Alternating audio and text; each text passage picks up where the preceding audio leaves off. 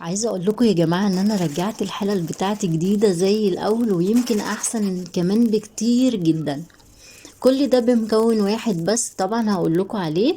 بس قبل اي حاجه صلوا على الرسول في الكومنتات واعملوا لايك على الفيديو لو عجبكم. وتعالوا بقى نشوف احنا عملنا ايه وايه هو المكون دوت. يلا بينا. ازيكم يا حبايب قلبي، عاملين ايه؟ يا رب تكونوا بخير ان شاء الله. طبعا زي ما انتم شايفين حللي بقى بقت زي الفل ما شاء الله. يعني انا يا جماعه على طول بستعمل الحلل الالومنيا دي والحلل الستانلس. بس بقى ايه، يعني الحلل الستانلس ديت عايزه اقول لكم اي شمه نار كده بتغمق وبتسود وبتبقى حالتها حاله. يعني بجد بلاش يا جماعه، ولا تجيبوا ستانلس ولا تجيبوا الالومنيا اللي بيدوغ دوت. عايزين تجيبوا في عندكم الحلل السيراميك والحلل الجرانيت دي، ولا معرفش اسمها ايه. بلاش الالومنيا وبلاش الستانلس علشان هيدوخوكوا هيطلعوا نفسي. طبعا انا كل يومين ثلاثة كده بمسك بقى الحلل بتوعي، بخليهم قشطة بقى واللمعة بتاعتهم تحفة. هقول لكم طبعا على المكون اللي انا استخدمته، هو مكون واحد بس. بس قبل بقى ما اقول لكم، في الفيديو بتاع القطة اللي انا نزلته دوت اللي كل الناس زعلت مني بسببه. انا ما كانش قصدي ان انا ارميها في الشارع، يعني انا كنت عايزة ارجعها لمامتها، او كنت عايزة اديها لحد يتبنيها، لكن انتوا فهمتوا غلط اصلا. لكن والله يا جماعة عايزة اقول لكم ان القطة ديت كل اللي في البيت حبها، يعني ما نقدرش نرميها ولا نقدر نستغنى عنها. انا بس كنت زي ما قلت لكم كده بسأل سؤال، يعني انا كنت خايفة عشان انا زي ما قلت لكم عندي بنتين، فناس كتير قالوا ان القطط غلط على البنات، ان لو قعدت قطة مع البنت كتير البنت ما بتخلفش. يعني فمش عارفة بقى النظرية دي صح ولا غلط. المهم مش عايزاكم تزعلوا مني، يعني من كلمة ارميها ديت انا ما كانش قصدي ارميها، انا فهمتكم قصدي واللي كان يعني في نيتي. المهم بقى يا جماعة نخش بقى في موضوع الفيديو.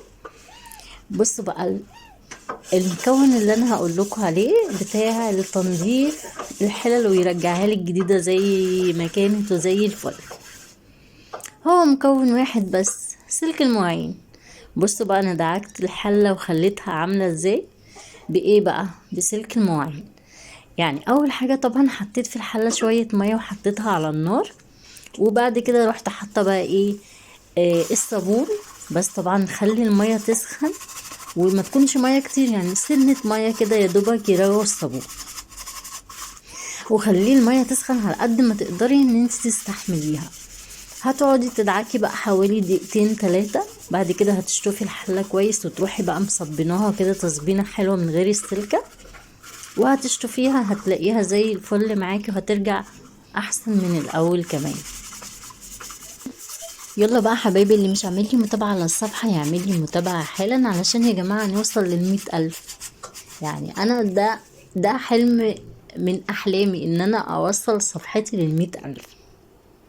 متهيالي الحلم دوت مش صعب عليكم، يعني لو كل واحدة كده ربنا يكرمها ان شاء الله في حياتها وفي عيالها وفي بيتها وفي جوزها في كل حاجة هي تتمناها هتعملي متابعة. يعني مش عايزة اقول لكم الفرحة ان انا هبقى فيها اول ما الصفحة ديت توصل ل100,000 ان شاء الله.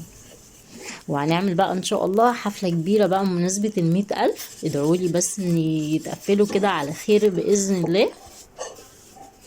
هنعمل بقى مسابقة كبيرة ان شاء الله، بما ان رمضان قرب بقى، فالمسابقة ديت الجواز بتاعتها هتبقى عن رمضان. اللهم بلغنا رمضان ويعود الايام علينا وعليكم بألف خير وصحة وسلام يا رب العالمين. وما تنسوش كمان ان احنا هنعمل بقى تفريزات رمضان، يعني هنجيب بقى الحاجات الخضار اللي في السوق ونفرزه مع بعضينا. تمام. بس انا بقول يعني لسه شوية، كمان 15 يوم 20 يوم كده ان شاء الله بنبدأ بقى مع بعض. بصوا بقى جمال الحلل بقت عاملة ازاي، بصوا جمالها ولمعتها وشايفين، يعني انتوا طبعا شايفين بنفسكم اهو. اكتر حاجة بقى عايزة اقول لكم ان هي تعبتني لحد لما نطفت. تخيلوا ايه هي؟ مش الحلل خالص، اللي تعبني هو الغطا دوت، علشان كان فيه كده يعني الحروف بتاعته داخله لجوه، فدوخني لحد لما ندف الغطا الحله دوت. بس المهم بقى فل اهو، وهو ده الفيديو بتاعي النهارده، يا رب يكون عجبكم. ما تنسوش بقى حبايبي اللايك على الفيديو، كومنت حلو كده منكم.